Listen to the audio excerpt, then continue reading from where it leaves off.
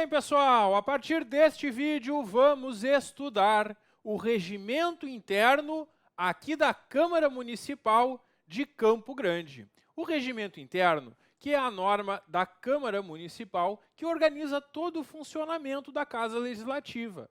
A questão dos dias de realização de sessões, como são as sessões, qual é o período de funcionamento, algumas regras também envolvendo os vereadores, tudo isso nós vamos conhecer. Então a gente vai conhecer aqui ao longo do regimento, bem como é o funcionamento da Câmara Municipal de Campo Grande, claro, sempre focado na preparação para a prova do concurso público. Por isso, ao longo da aula, eu vou antecipando para vocês como que a banca pode formular algumas questões e no final, é claro, nós teremos uma bateria de questões que eu preparei para vocês, para que vocês possam treinar bastante também antes da prova.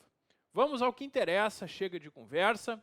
O regimento interno, então, pessoal, é apresentado, né, no artigo 1º, que o poder legislativo do município de Campo Grande é exercido pela Câmara Municipal. Claro, o poder executivo é a prefeitura e o legislativo é a Câmara, tranquilo. As sessões da Câmara devem ser realizadas como regra na sua sede. E aqui tem o endereço. Não imagino que eles vão perguntar o endereço da Câmara na prova, né? Mas está aí o endereço da Câmara Municipal, claro, que ela fica em Campo Grande, capital do estado do Mato Grosso do Sul. As sessões da Câmara não são realizadas fora da sua sede, exceto sessões solenes e sessões itinerantes. A sessão solene é uma solenidade e pode ser que em algum evento, em alguma ocasião, se realize uma sessão solene da Câmara em outro lugar que não no prédio da Câmara. E também é possível sessão itinerante, que são justamente sessões levando a Câmara até os bairros mais afastados. Bom, havendo motivo relevante ou de força maior, a Câmara pode, por deliberação da mesa ad referendum, o que é isso? Sujeita ao referendo da maioria dos vereadores, reunir-se em outro edifício ou ponto diverso do município. Então, o que a gente viu aqui? A regra é que as reuniões são na sede da Câmara nesse endereço. A solene e a itinerante pode ser fora.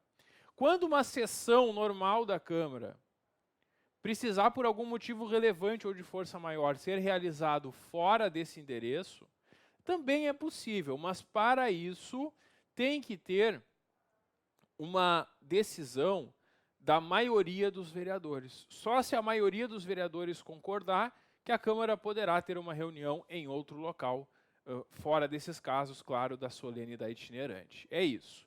Então aqui tem uma possível questão de prova. A banca pode perguntar qual é a quantidade de votos necessária para que isso ocorra. Quer dizer, é por maioria simples, por maioria absoluta, por maioria de 2/3. Nesse caso, é maioria absoluta. Então, se eles perguntarem, é por maioria absoluta que os vereadores vão referendar que a reunião da Câmara seja em outro lugar que não nesse endereço. Bom, e quaisquer autoridades ou pessoas somente poderão entrar no recinto dos vereadores quando expressamente convidadas pela mesa. Porque na sessão da Câmara tem um espaço que só os vereadores transitam e tem o espaço onde o público pode acessar as sessões. Para entrar no espaço dos vereadores, só as pessoas que forem convidadas pela mesa. A mesa da Câmara são aqueles vereadores que estão comandando ali a sessão, como a gente vai estudar hoje, a composição da mesa e o mandato dela e tudo mais. Bom, funções da Câmara, isso cai muito em prova. A gente tem que saber quais são as funções da Câmara Municipal. São aqui 7 funções que eu coloquei nesse esquema, e nós vamos ver o que significa cada uma dessas funções da Câmara. Os parágrafos do artigo 2º vão trazer todas essas 7 funções. E eu já esquematizei nesse quadro, que eu acho melhor da gente entender e depois de vocês revisarem quais são as funções da Câmara aqui de Campo Grande. Vamos lá? Primeiro, a função institucional. A função institucional são alguns atos da Câmara ligados à posse dos vereadores, prefeito e vice, porque no 1º de janeiro do primeiro ano do mandato, a Câmara se reúne para aquela sessão de posse. E aí os vereadores, prefeito e vice eleitos pelo povo vão tomar posse. Isso está dentro da função institucional da Câmara. Também extinção do mandato desses políticos, quando ocorrer, porque a Câmara vai declarar essa extinção. Convocação de suplente. Como assim? O povo elege vereadores e aqueles que não fizeram voto suficiente para assumir uma cadeira ficam como suplentes. E ao longo do mandato, quando o vereador deixa o mandato temporário ou definitivamente, ele é substituído pelo suplente. E é uma função institucional da Câmara, quando fica vago um cargo, chamar o suplente para assumir essa vaga. Também comunicação à Justiça Eleitoral de vagas a serem preenchidas. Isso aqui é muito difícil acontecer. O que seria isso? Todos os suplentes daquele partido, daquela coligação, já assumiram. Não tem mais nenhum suplente para chamar. E aí, o que eu faço? Aí pede para a Justiça Eleitoral, porque aí ela vai indicar se faz uma nova eleição para esses suplentes. Isso nunca chega a acontecer, mas está na legislação, a gente precisa saber. Então, esses 4 atos são da função institucional da Câmara. Sabe o que a banca pode fazer na prova? Ela pode trazer um desses atos e perguntar: este ato é exemplo de qual função da Câmara? Então, a gente sabe que posse, extinção de mandato, convocação de suplente e comunicação à Justiça Eleitoral de cargos vagos, por falta de suplentes, tudo isso está dentro da função institucional aqui da Câmara. Função legislativa, como a gente sabe, é uma função da Câmara legislar, fazendo as normas sobre os assuntos. Tem as emendas à lei orgânica, que são alterações ao texto da lei orgânica. Tem as leis, tanto leis complementares como leis ordinárias, leis delegadas, medidas provisórias, resoluções e decretos legislativos. Então, essas normas todas estão dentro da função legislativa aqui da Câmara. Função fiscalizadora. A Câmara não faz só as leis, né? A Câmara também tem a função de fiscalizar a Prefeitura. Então, está dentro da função fiscalizadora os requerimentos que a Câmara vai fazer sobre fatos sujeitos à fiscalização. A Câmara pode apresentar requerimentos para a Prefeitura sobre assuntos que ela está fiscalizando. E também nessa função fiscalizadora está o controle externo que a Câmara faz sobre a execução orçamentária do município, contando para isso com o auxílio do Tribunal de Contas aqui do Estado do Mato Grosso do Sul. Então a gente tem um controle externo. Por que controle externo? Quando um poder controla o outro, a gente chama isso de controle externo. Quando a Câmara está fiscalizando a Prefeitura, ela está fazendo o controle externo. E ela vai fiscalizar a execução orçamentária. Porque no orçamento é feito um planejamento daquilo que vai ser arrecadado e gasto durante o ano. E são feitos relatórios constantemente pela Prefeitura e a Câmara de Vereadores, com o apoio do Tribunal de Contas, que tem auditores com formação nas áreas específicas, vai fiscalizar as contas da Prefeitura. Isso é um controle externo, porque é um poder controlando o outro. E quando um poder controla a si mesmo, aí nós temos o controle interno. Porque o controle interno é um órgão da própria Prefeitura de auditoria que fiscaliza a própria Prefeitura. Quando a Câmara fiscaliza a Prefeitura, a gente tem o controle externo. Pessoal, função julgadora. Sabe o que a Câmara julga? A Câmara julga as contas do prefeito e da mesa. Todo ano, o prefeito e a mesa da Câmara vão prestar contas do que gastaram, do que arrecadaram. E toda essa prestação de contas é encaminhada para o Tribunal de Contas. O Tribunal de Contas vai fazer um parecer prévio sobre as contas do prefeito e vai encaminhar para a Câmara. E a Câmara é quem julga as contas do prefeito. Importante isso. O Tribunal de Contas, apesar de ter o nome de tribunal, ele não julga as contas do prefeito. Ele faz um parecer prévio. E é a Câmara de Vereadores quem vai julgar, na função julgadora, as contas do prefeito.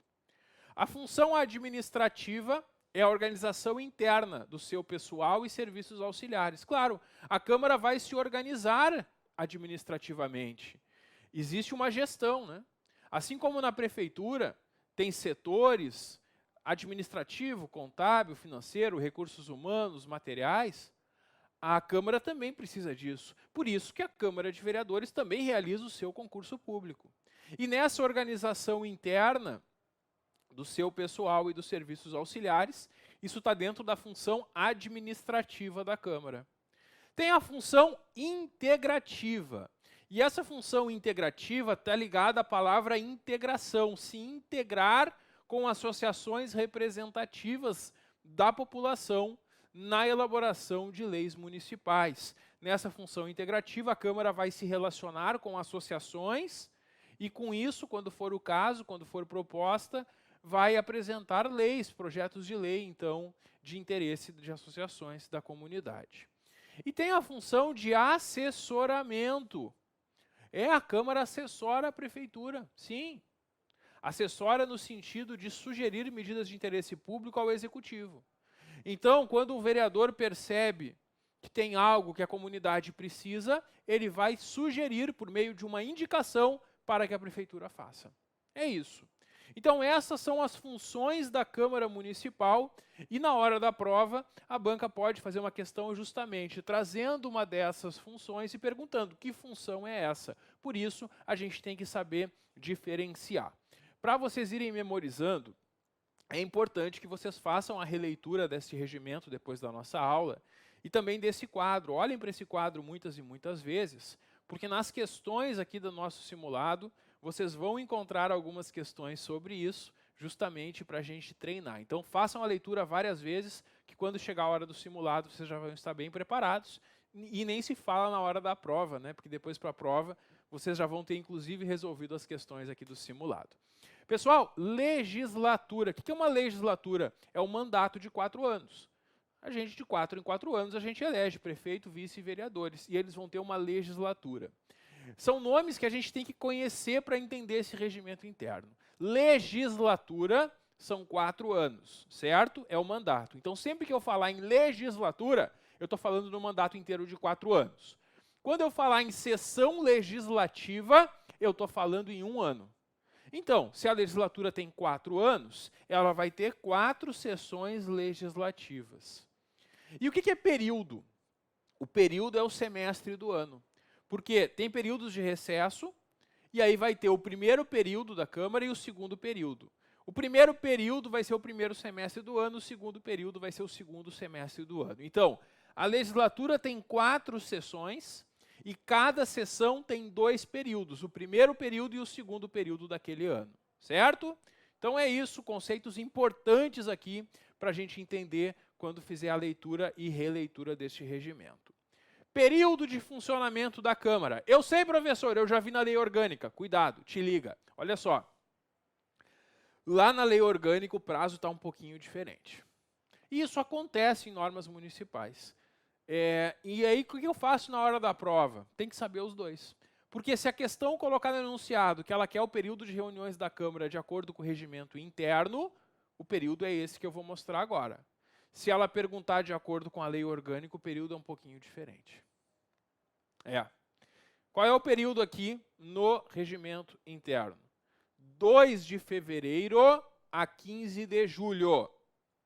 Para em julho para o recesso, na segunda quinzena de julho. E esse, então, é o primeiro período da sessão. 2 de fevereiro a 15 de julho. Aí entra de recesso, depois volta dia 1º de agosto e funciona até 20 de dezembro. Esse é o segundo período do ano. E essas são as datas aqui no regimento interno. Na lei orgânica, como eu destaquei para vocês, está de 2 de fevereiro a 17 de julho e de 1º de agosto a 22 de dezembro. A lei orgânica coloca 2 dias a mais em cada período. Eu acho que se a banca perguntar em prova, ela vai se complicar, porque muita gente vai apresentar recursos, já que tem um prazo na lei orgânica e outro prazo no regimento interno. Eu espero que o examinador perceba isso e não pergunte isso em prova, porque senão vai dificultar, vai complicar a situação. Mas se perguntar, a gente tem que saber que essas são as datas do regimento e aquelas da lei orgânica. Entende-se por sessão legislativa o conjunto de 2 períodos de funcionamento. Sim, eu falei para vocês que cada legislatura tem 4 sessões legislativas. A sessão legislativa reúne 2 períodos. Quais são os períodos? Primeiro período, de fevereiro a julho, segundo período, de agosto a dezembro. É isso. Quando cair essas datas em sábado, domingo, feriado, fica transferida para o primeiro dia útil seguinte. E a primeira e a terceira sessões ordinárias de cada legislatura são precedidas de sessões preparatórias. Por que isso? Porque a primeira e a terceira são 4 anos de mandato, na primeira e na terceira tem sessão preparatória. Por quê? Porque a mesa ela é eleita para um mandato de 2 anos. Então, na primeira sessão, a gente vai ter eleição da mesa. Aí a mesa vai administrar a Câmara na primeira e na segunda sessão. Depois, para a terceira e para a quarta sessões, tem eleição de nova mesa. Por isso que na terceira sessão tem de novo essa chamada sessão preparatória, que a sessão preparatória justamente vai ter a eleição da mesa. A sessão legislativa não será interrompida sem a aprovação do projeto de lei de diretrizes orçamentárias. O ano legislativo não se encerra sem isso. Os vereadores não poderão deixar a sessão, interromper a sessão, enquanto não tiverem aprovado a lei de diretrizes orçamentárias. Bom, sessões preparatórias e a posse. No dia 1º de janeiro do primeiro ano de cada legislatura, do primeiro ano de cada mandato, nós teremos às 17 horas do dia 1º de janeiro a solenidade de posse. É uma sessão chamada de preparatória, em que os vereadores que foram eleitos pelo povo vão lá com o seu diploma tomar posse. Assume a direção desses trabalhos da primeira sessão do mandato o último presidente da Câmara se reeleito. Quer dizer, se quem era presidente da Câmara no final do mandato anterior foi reeleito vereador, ele vai comandar essa primeira sessão. Se não, dentre os vereadores presentes, quem exerceu funções de presidência ou vice-presidências ou secretaria.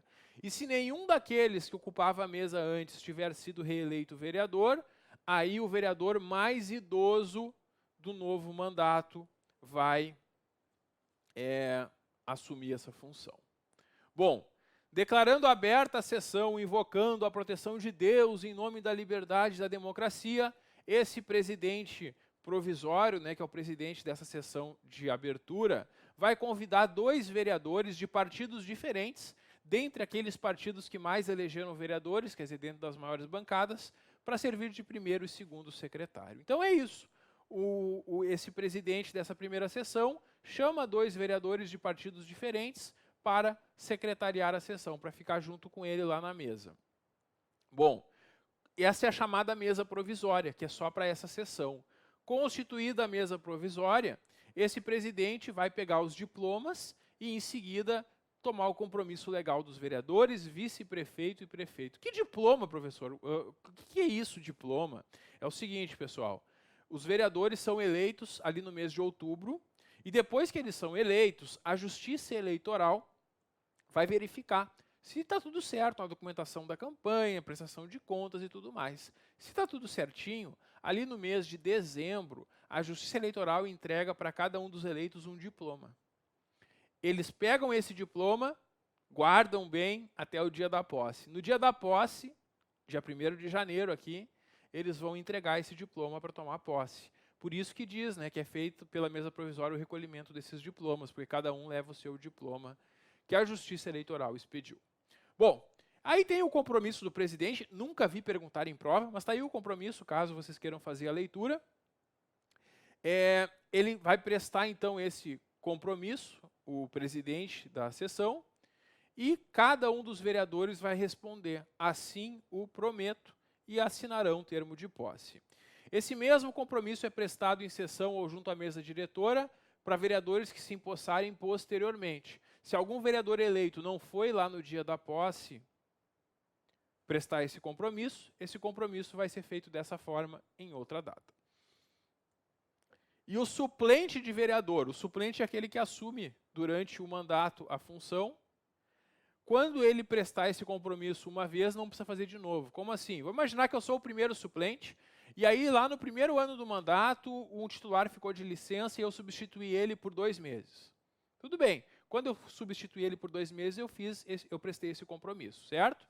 Aí depois o titular voltou, eu voltei lá a ser suplente, voltei lá para o banco de reservas, e assim que surgiu outra vaga, eu fui chamado de novo. Como nesse mandato eu já prestei compromisso uma vez, eu não preciso fazer de novo. É isso. Então, sempre que o suplente assume e presta esse compromisso, quando ele for chamado de novo neste mesmo mandato, ele não precisa prestar o compromisso de novo, porque já prestou. É isso. Bom, o vereador que se encontrar em situação incompatível com o exercício do mandato não poderá empossar-se sem prévia comprovação de desincompatibilização no prazo de 40 dias a contar da posse. A legislação estabelece situações que são incompatíveis com o mandato. E o vereador eleito que está nessa situação tem que se desincompatibilizar, tem que deixar essa situação para poder assumir o mandato. É isso. E não pode, então, tomar posse sem comprovar isso, então, no prazo de 40 dias a contar da posse. Então, se um vereador eleito tem alguma incompatibilidade, ele tem que se desincompatibilizar. Por exemplo, ele é diretor de uma empresa que recebe benefício do serviço público. Ele vai ter que deixar essa empresa, deixar a diretoria. É isso. E aí ele leva toda a documentação comprovando nesse prazo. E o parágrafo 4º prevê que o vereador que não se empossar em 45 dias, a contar dessa primeira sessão preparatória, considera-se que renunciou ao mandato. Então, o prazo que o vereador tem para assumir o mandato é de 45 dias. Se ele não apareceu em 45 dias, renúncia tácita. Ele perdeu o mandato e o suplente vai se tornar titular.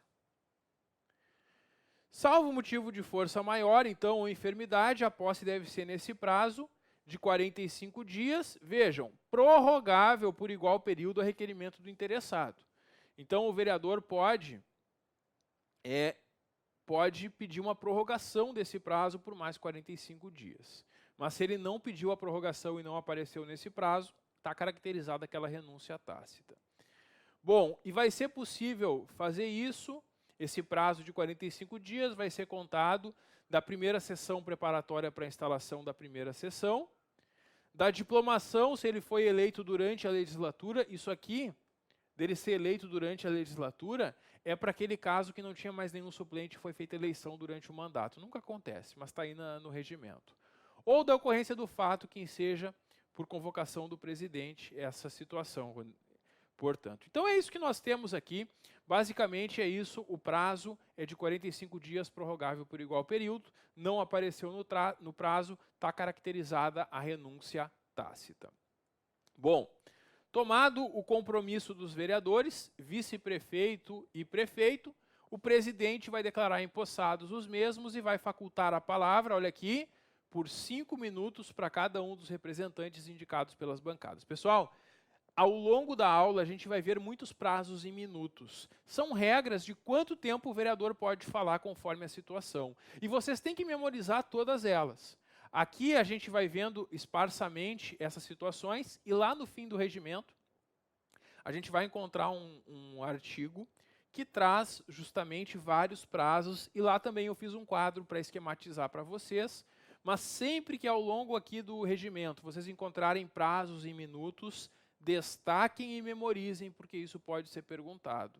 E nessa sessão, então, preparatória aqui, a gente tem essa palavra por 5 minutos para cada representante indicado pelas bancadas.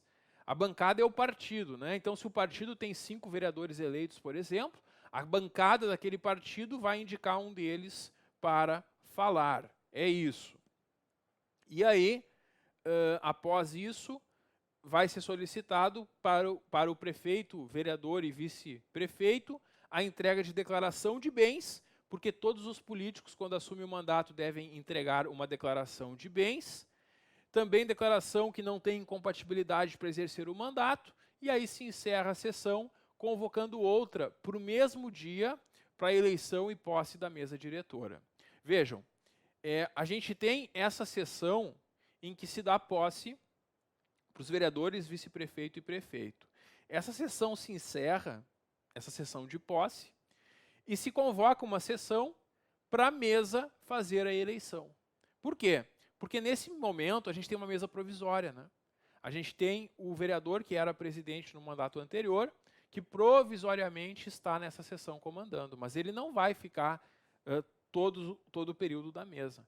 Vai ser convocada nesse mesmo dia e vai ser realizada a eleição da mesa e os eleitos já vão tomar posse. E é justamente isso e a composição da mesa que a gente vai ver no próximo vídeo. Dá um clique que eu já volto. Até logo.